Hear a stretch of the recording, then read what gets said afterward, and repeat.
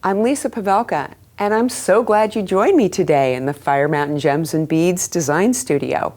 We've got a great project in store. Some of you might have checked out one of my projects called the Sutton Slice before, but we're doing Sutton Slice with a twist. So you may not remember the 60s, but we're going to revisit that kind of concept anyway with my pop art jewelry. Now, one of the texture stamps I designed is got all of these great optical illusionary designs on it, and it's called Illusions. So I use a couple of these, you can use all of them, to make the pieces that I did here. And I like to work with all the different types of open settings that you can get through Fire Mountain Gems and Beads.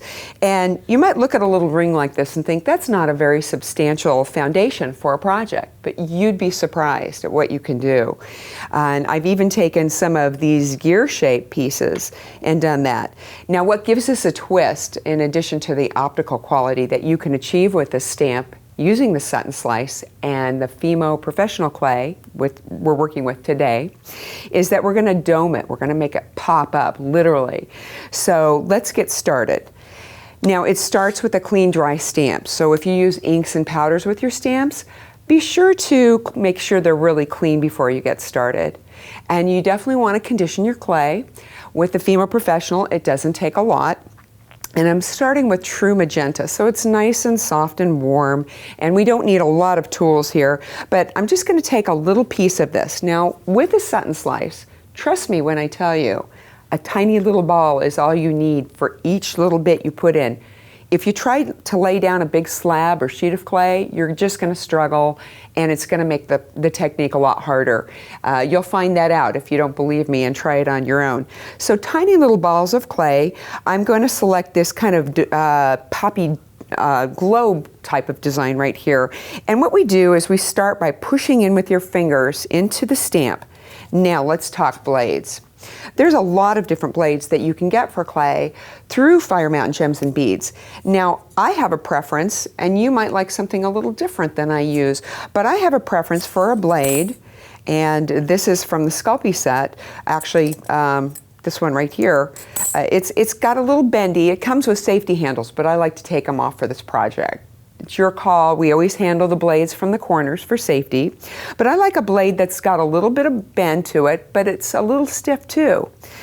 You can also get the Fire Mountain Gem set, and this blade comes with two. The set comes with two. This one's real stiff. I'm not a fan of a real stiff blade for this technique, so we'll just set that aside. It also comes with a blade that's really, really flexible. Again, not a blade I'm a fan of for this technique. I like it for other things, but we're going to go to one that has a little bit of both, stiffness and flexibility. So working on the stamp, this is the technique I like to use. I like to hold the blade, whether I'm left-handed, whether you're left-handed or right-handed, I hold it at one end and I bow the blade.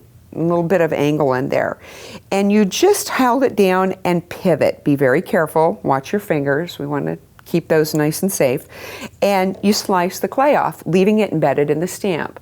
We'll go ahead and ball up some more clay, and we continue doing this until we fill up the area we need to create our design, which this is a pretty small area, so we don't need a lot of clay. Now, if you're new to polymer clay is a very economical medium. You may feel like you're making a big investment at once when you're buying a bunch of colors, but a little bit of clay goes a long way. So one set in the Fimo Professional series will allow you to make dozens and dozens of projects. So we're continuing to embed and slice. Now, some of you might be thinking, Sutton Slice, where did that come from? It's actually a technique I developed, and the inspiration was a friend of mine named Pete Sutton. He was doing another technique with a stamp and got a stamp all gummed up, and I gave him some suggestions for cleaning it out, and one of those was using scrap clay to pull out the old clay, and voila, something cool happened. And I recognized that as a technique. It needed a bit of work and refinement, but I decided it was worthy of naming it after the person who inspired me. So therefore we have the Sutton Slice. So as you slice, sometimes you'll notice that little areas come out of the stamp, and that's not unusual. When you're first new to this, it can be a little frustrating, but it's a really easy technique when you've just given it a little bit of practice. If it comes out, there's a couple of reasons that can occur. One is you're putting too much clay in at one time. Another reason is your blade isn't clean. So check your blade often, make sure it's clean. If you have clay stuck to it or residue, that can actually lift the clay back out of the stamp. So we're slicing. Now some of the designs are a little harder to fill. And the reason for that is the more fine the design is, the more shallow the stamp is in that area. If you keep struggling and you know your blade's clean, turn the stamp and come at it from a different direction. So it's not unusual to have to go back and patch a few small areas, and that's okay. But once you've got the areas filled that you think you need, we want to be very meticulous in cleaning the surface of the stamp. Any clay or clay residue that remains on the stamp will show up on your background or the substrate layer. So I'm going to take the blade and watch how aggressively I'm slicing. You may be a little afraid I'm going to cut my stamp, but I'm not. I hold this down, and another technique, some people like to hold the blade from both ends, bending it in the middle. Just try whatever works for you, and you get comfortable with the technique, stick with it. But we're going to slice very aggressively and see all that clay that's coming up on my blade?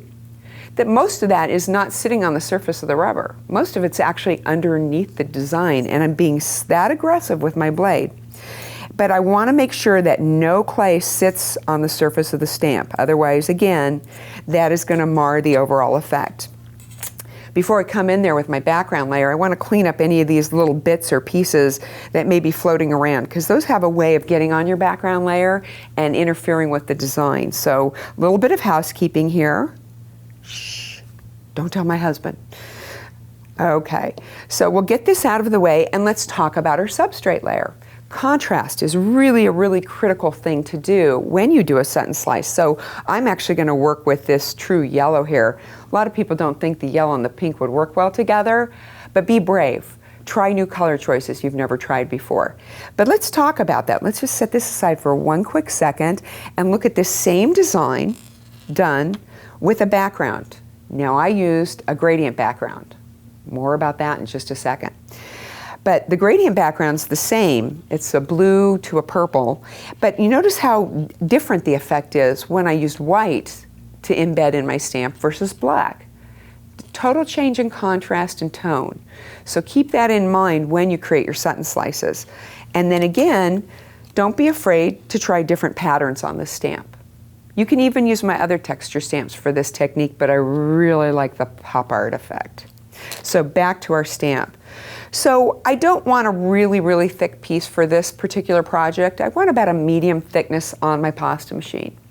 So I usually use about the third or the fourth largest setting. Now, you can check out our technique video on how to make a Skinner blend. A Skinner blend is a gradient blend when you use more than one clay to go from a lighter to a darker shade. So be sure to check that out. But if you want to bring it up a notch, your background can be a gradient. It's subtle, but it has a lot of impact when in a small canvas, even though it's a small space. But we're just going to go with two bright colors, and we're going to put this right on top, and we're going to do a little happy finger dance. So I'm really making sure that the clay embedded in the stamp makes great contact with my background clay. So it doesn't matter if we mar the background a little bit, nobody's going to see it. Now you need a work surface that's something sticky. And when I mean sticky, something the clay is going to stick to really well. And I like a smooth ceramic tile. You can get these at any hardware, home improvement store. You can even bake on them. But right now we're going to use this to release the effect, the Sutton Slice from the stamp. And you want to put your stamp face down on it with all the clay still embedded and attached. And we're putting a lot of pressure with our fingers. Now at home, you're going to bend way over your stamp. Okay, I'm not going to do that because nobody needs to see that. But you're doing it because you're checking. You don't want to pull the stamp off, you want to walk it off. You're going to fold the stamp in half, and you're going to just keep creasing it in half and aggressively folding and rolling. And you're going to be looking way down over the front, because if the clay wants to stick in the stamp, which sometimes it does, You'll know it before it happens. If it happens, you can just gently roll the stamp back and press down behind there with your finger and get that clay to release. So far, so good. So it all came out really well, and we're going to remove it from the tile. But one thing I've discovered over the years is even though we've pressed all that clay together, we've pounded it, we've pushed it, sometimes those pieces aren't really well connected. So I learned a little tip. Just lightly with your finger tap.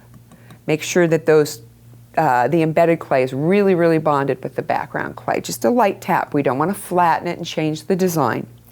Now, to remove your clay from your tile, whenever you work with it, you just have to hold your blade at a 45-degree angle. What we want to do is get the clay off without stretching it or distorting it or tearing it. So hold it at a 45-degree angle and very quickly, be real careful with your hands, just shimmy back and forth. And look at how nicely that brings it up. Okay? So we don't need our tile any longer. And what we're going to do is show you how we're going to make it stick to this small hammered metal frame. So blades out of the way. And I'm using my Polybonder glue. This is the only high temperature glue that's rated safe for baking with polymer clay. And it's an instant bonding glue, actually seconds, but very quickly. Now the bottle's a little narrow, it can tip over. So here's a little homework for you. Go ahead and make yourself a little stand if you like. Now we don't need much. A little bit is all you need. And we're going to avoid our fingers. We're going to just put a light dab of glue around most of the back. We don't have to cover all of the metal. Okay, and I like to work on a piece of deli or parchment paper. There's times you want your clay to stick to your work surface, and then there's times that you don't. This is a time I don't. So I'm going to center my piece right over the design, and look at how much impact that yellow and that magenta have together. Really nice. And at this point, I'm going to take just something flat. It can be a tin, a tile. I'm taking this little piece of glass and I'm pressing it down so the glue can bond. And it shouldn't stick to it like that, but it came off pretty easy. Now here's where it gets fun. Having a piece of parchment or deli paper allows me to pull it off cleanly, and I can reach from behind and I can start gently doming it. So this is again why it's important to have your clay well conditioned, nice and soft and conditioned. And it doesn't just have to be domed from the center. Let's take a look at this piece here. You notice I domed it towards the bottom. I exaggerated this design right where the focal element is at the bottom, right down there. Okay, back to this one. So you can decide if you want a subtle dome or if you want one that just goes up way high. Let's take a quick look at the difference between these two. A little bit more subtle here and a little bit more exaggerated. So it's fun to be able to have those kind of opportunities when you create. So now what we're going to do is we're going to trim off the excess clay, pushing it back down against this, and we're going to take our craft knife. You can see I like to embellish my tools, and you can check out my video on how to do stampagane for covering your tools. And we're just going to rotate it. So I'm cutting very lightly. We don't want to cut into the work surface. If you're working on a tile underneath, that's not going to be a problem. And it's okay if we cut the paper. So this is going to go in the oven for about 5 to 10 minutes. I call that heat setting, temporary heat setting. If I were to try to finish this in just one step, I would end up with a mess. I would really get my fingers in there and ruin the whole effect. So this can go in even on your paper, but what's going to happen is you're going to have an empty, hollow recess in the back. So we want to take care of that. So off this goes for baking, but let's take a look at one that I've already had prepared. We're going to flip it over and I'm going to show you how you can finish it. So scrap clay, you're always going to have it, and there's a dozen and one uses for scrap clay, probably even more than that. But we're just going to take a little of our scrap clay and we're going to fill the center. We don't need it for strength, we just need it to give it a foundation. So I need a tiny little dab of our Polybonder, just a few strokes. I don't need to cover all the clay, as you can see. And we'll press the scrap clay in. Nobody's ever going to see this, so it doesn't matter if it's not pretty.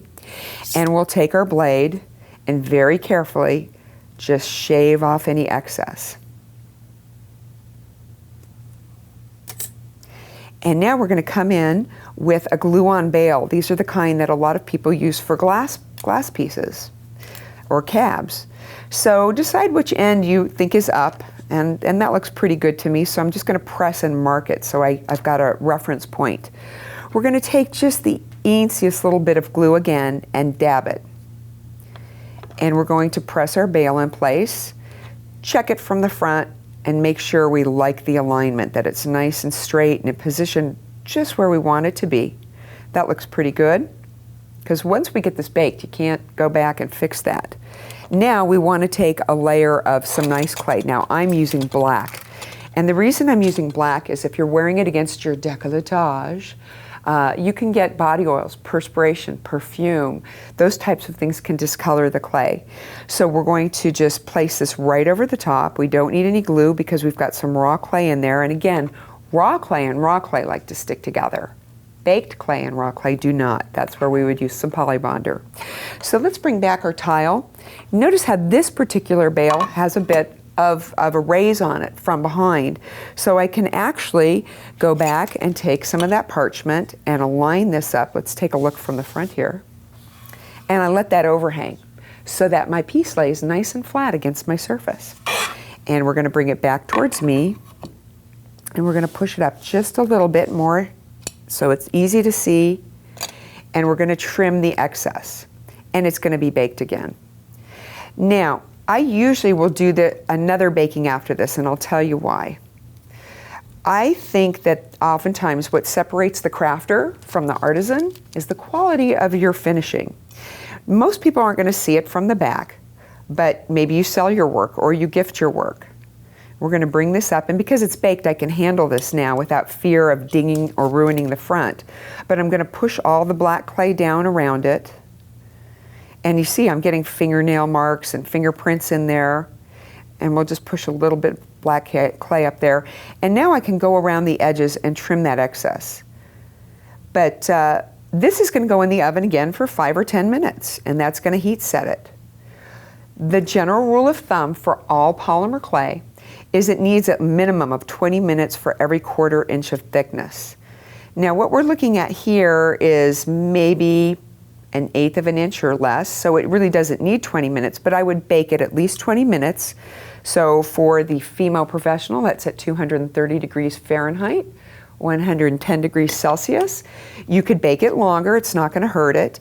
If you're working with a different clay, be sure to follow the manufacturer's directions for temperature and time. And that's going to go in the oven to heat set it. After that, I'm going to come back and I'm going to use my glue to get raw clay to stick to baked clay, and with a very thin layer of clay, about the 4th or 5th largest setting of your pasta machine, I will add a final layer. But before we do that, let's talk about some other enhancements you can do. You can check out my striping demo that I do in the Swarovski Crystal Ring project. And you can add decorative embellishments. It can be a snake border or striping like you see here. But when you add that, before I do my finishing background, look at how it looks on the back. Not so pretty. This is why I like to do a finished piece on the back. And if you're like me and you get your fingernail marks and fingerprints into things, you can always texture the back with a ball tip stylus, a rubber texture stamp, any type of plate, or one of my favorite tools is coarse sandpaper you can get from your hardware store. And I look for the kind that's got a bit of coating on it so the sand can't come off in the back. Lastly, you can work with a setting like we did here, these wonderful gear type settings. You notice there's a hole at the top and the bottom. When I go ahead and I fill them, I can fill all the way up around there. And obviously this one still needs a little bit of finishing work, but when I'm done, it's very easy with a hand drill, or you can take a pin vise with a drill bit, and you can just drill right through those holes. And this design offers a nice way you can suspend it from the top with a jump ring or a pinch bail, and you can add a little dangle at the bottom, like a little sparkle, or you can suspend it from side to side. There's just so many possibilities and so many wonderful findings that you can get at Fire Mountain Gems and Beads that allow you to make fun and funky pieces like this. So thanks for playing around with me, and don't forget to share this with your friends on Pinterest and Facebook, Instagram. You're going to be a hero with all your friends when you share the good news about cool projects like this. And thanks for joining me in the Fire Mountain Gems and Beads Design Studio.